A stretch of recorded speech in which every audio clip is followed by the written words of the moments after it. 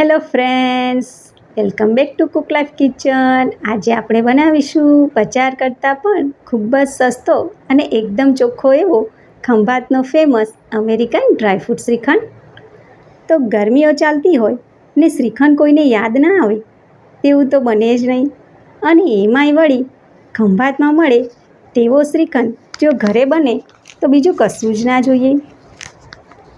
તો શ્રીખંડને એકદમ પરફેક્ટ બનાવવા માટે દહીં કેવી રીતે જમાવવું અને તેમાંથી સુપર ટેસ્ટી એવો મસ્કો કેવી રીતે તૈયાર કરવો તેની બધી જ ટિપ્સ હું તમને આ વિડીયોમાં બતાવીશ. તો તમે જુઓ આપણો મસ્કો કેટલો સરસ છે. તો તમે તૈયાર થયેલો એકવાર આ શ્રીખંડને જુઓ, કેટલો મસ્ત દેખાય છે. જોતાં જ ખાવાનું મન થઈ ગયું ને.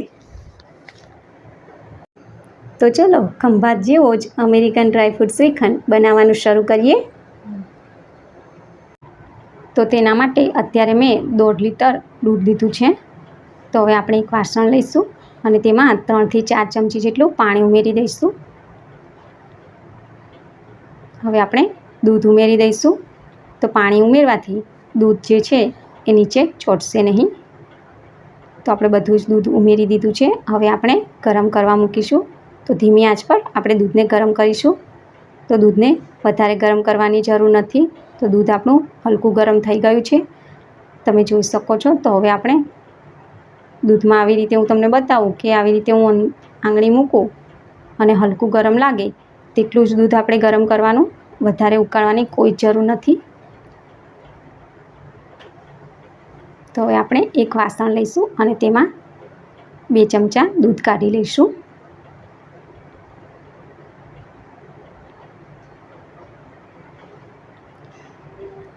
હવે આપણે આ દૂધની અંદર દહીં ઉમેરી દઈશું. તો દહીં જે છે એ તમારે ઘાટું જ લેવાનું. વધારે દિવસનું પડ્યું રહ્યું હોય તેવા દહીંનો ઉપયોગ નહીં કરવાનો કે ખાટા દહીંનો ઉપયોગ નહીં કરવાનો. જેવું તમે દહીં લેશો તેવું જ તમારું દહીં બંધાશે. એટલે આ વાતનું તમારે ધ્યાન રાખવાનું કે દહીં જે છે એકદમ તમારે ફ્રેશ લેવાનું. તો આવી રીતે દહીંને દૂધમાં એકદમ મિક્સ કરી લઈશું. તો આ રીતે કરવાથી આપણે જે દહીં જમાવીશું તે એકદમ પરફેક્ટ બનશે. એકદમ કણીદાર આપણું દહીં બનશે. તો તમે જુઓ કે આવી રીતે મેં 1 મિનિટ માટે દૂધને એકદમ અને દહીંને મિક્સ કરી લીધું છે. તો હવે આપણે આ મેળવણને મેં અત્યારે ડબ્બો લીધેલો છે દહીં જમાવવા માટે. તો આ જે મેળવણ બનાવીને રાખ્યું છે તેને આપણે આવી રીતે ઉમેરી દઈશું.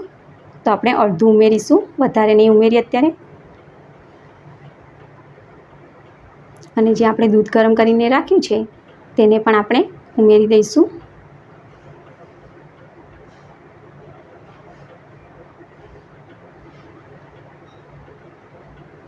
તો તમારે આ વાતનું ખાસ ધ્યાન રાખવાનું કે ડાયરેક્ટ દહીંને દૂધમાં નહીં ઉમેરવાનું. તો આપણે જે મેળવણ વધ્યું છે તેને પણ આપણે ઉપરથી ઉમેરી દઈશું. હવે આપણે 1-8 મિનિટ આવી રીતે મિક્સ કરી લઈશું, જેથી દહીં જે છે એકદમ દૂધની અંદર મિક્સ થઈ જાય. તો હવે આપણે આને 6 કલાક માટે ઢાંકીને રહેવા દઈશું. તો તમે જુઓ કે આપણું દહીં બની ગયું છે. તો હું તમને બતાવું. તો તમે જુઓ કે આપણું દહીં એકદમ ઘાટું બન્યું છે. આમાં વધારે પાણી પણ નથી. તો આપણે આવી રીતનું એક વાસણ લઈશું અને તેમાં આવું કાણાવાળું વાસણ લઈશું એ તેને ઉપર મૂકીશું.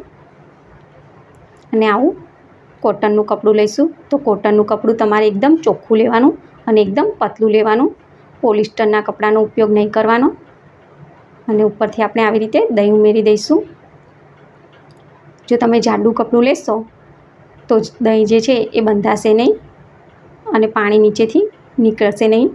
તો આ વાતનું તમારે ખાસ ધ્યાન રાખવાનું. તો આપણે હવે દહીંને બાંધી દઈશું. તો આ પ્રોસેસ કરવી ખૂબ જ જરૂરી છે. તો તમે ધ્યાનથી જુઓ કે હું દહીં કપડાને કેવી રીતે બાંધું છું. તો તમે જુઓ મેં દહીંને આવી રીતે બાંધી લીધેલું છે. તો ઉપરથી આવી રીતે ડીશ મૂકીશ અને આવી રીતે પથ્થર મૂકીશ. અને આપણે ફ્રીજમાં 5 કલાક માટે મૂકી દઈશું. 5 કલાક થઈ ગયા છે અને મેં બહાર કાઢી લીધેલું છે. તો હું તમને બતાવી દઉં કે આપણો મસ્કો બનીને તૈયાર થયો છે. તો આપણે આવી રીતે કપડાને ખોલી લઈશું.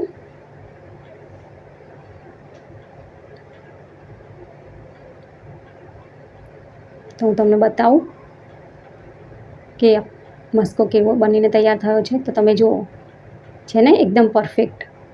આવી રીતે હું કાપીને બતાવું તો તે કપાઈ જાય છે એકદમ બરફીની માફક. એટલે કે આપણો મસ્કો એકદમ પરફેક્ટ બન્યો છે શ્રીખંડ માટે.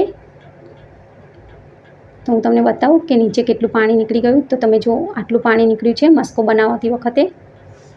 તો હવે આપણે આવી રીતે એક કથરોટ લઈશું અને તેમાં મસ્કાને ઉમેરી દઈશું. અત્યારે મેં મિલ્ક પાવડર લીધેલો છે જે 10 રૂપિયાના પેકેટમાં આવે છે. તેને પણ આપણે ઉમેરી દઈશું. અને અત્યારે એક મોટો વાટકો ભરીને મેં ખાંડ લીધેલી છે. તો દળેલી ખાંડ લીધેલી છે, આખી ખાંડ નહીં લેવાની. તો જેટલો મસ્કો તમારો હોય તેટલી જ ખાંડ તમારે લેવાની. જો તમે ઓછી લેશો તો શ્રીખંડ ઓછો ગળ્યો બનશે. તો હવે આપણે મિક્સ કરી લેવાનું. તો થોડી આવી રીતે મિક્સ કરશો એટલે આપણું શ્રીખંડ કમ્પ્લીટ થઈ જશે. તો તમે જુઓ કે એકદમ મલાઈદાર બન્યો છે. વધારે આને ફેંટવાની જરૂર નથી. ઉપરથી આપણે થોડો ઇલાયચીનો ભૂકો ઉમેરી દઈશું.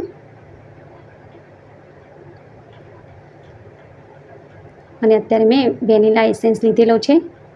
તો જો તમારી પાસે વેનીલા એસેન્સ હોય તો તેને ઉમેરવાનો જ, અને જો ના હોય તો તમે ઇલાયચી પાવડર પણ ઉમેરી શકો છો.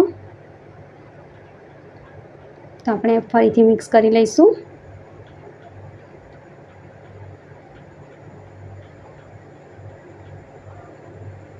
અત્યારે મેં થોડા ડ્રાયફ્રૂટ લીધેલા છે. તો અત્યારે મેં કાજુ, બદામ અને પિસ્તા લીધા છે. તેના નાના નાના પીસ કરી લીધા છે. તો તેને પણ આપણે થોડા ઉમેરી દઈશું.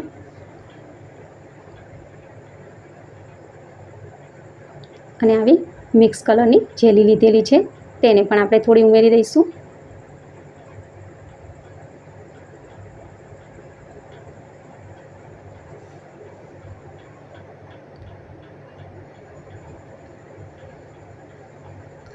અને અત્યારે મેં ડાર્ક ચોકલેટ લીધેલી છે. તેને પણ મેં નાના નાના પીસ કર્યા હતા.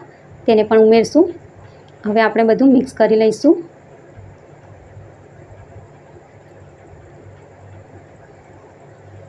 તો અત્યારે મેં પ્લાસ્ટિકનો ડબ્બો લીધેલો છે.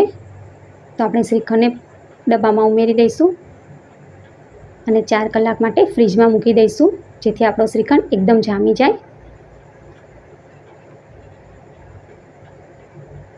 આવી રીતે થોડું ટેપ કરી લેવાનું. અને ઉપરથી હું ફરીથી થોડી મિક્સ કલરની જેલી ઉમેરી દઈશ અને થોડા ચોકલેટના ચિપ્સ ઉમેરી દઈશ. તમે આમાં ડેરી મિલ્ક ચોકલેટ પણ નાખી શકો છો. તો હવે આપણે ઢાંકણને ઢાંકીને 4 કલાક માટે ફ્રીજમાં મૂકી દઈશું. તો 4 કલાક થઈ ગયા છે અને મેં ફ્રીજમાંથી શ્રીખંડને બહાર કાઢી લીધો છે. તો તમે જુઓ, આ શ્રીખંડને જોઈને કોઈ કહી શકે કે આ શ્રીખંડ આપણે ઘરે બનાવ્યો છે? તો મારી ફેમિલીમાં તો આ શ્રીખંડ બધાને બહુ જ ભાવે છે. તો તમને આ અમેરિકન ડ્રાયફ્રૂટ શ્રીખંડ કેવો લાગ્યો? જો સારો લાગ્યો હોય તો વિડીયોને લાઈક કરજો અને વધારેમાં વધારે શેર કરજો. અને આવી જ નવી રેસીપી જોવા માટે મારી ચેનલને સબસ્ક્રાઈબ કરજો. Thank you for watching. Bye bye.